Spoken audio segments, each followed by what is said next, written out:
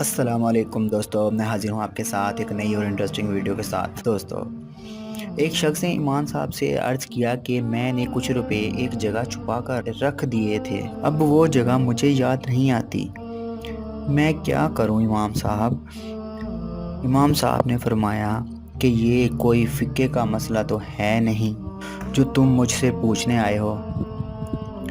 پھر جب اس شخص نے زیادہ اصرار کیا تو امام صاحب نے کہا، غور سے سنیے گا دوستو، بہت انٹرسٹنگ واقعہ ہے۔ آج تم ایسا کرو، آج تمام رات تم نماز پڑھو، انشاءاللہ اللہ کوئی نہ کوئی صورت پیدا کر دیں گے۔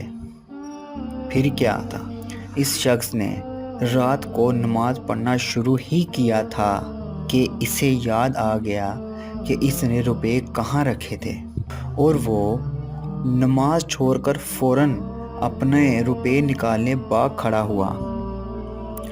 صبح کو دوڑتا ہوا آیا اور امام صاحب کو تمام واقعہ سنایا اور بہت ہی خوش تھا۔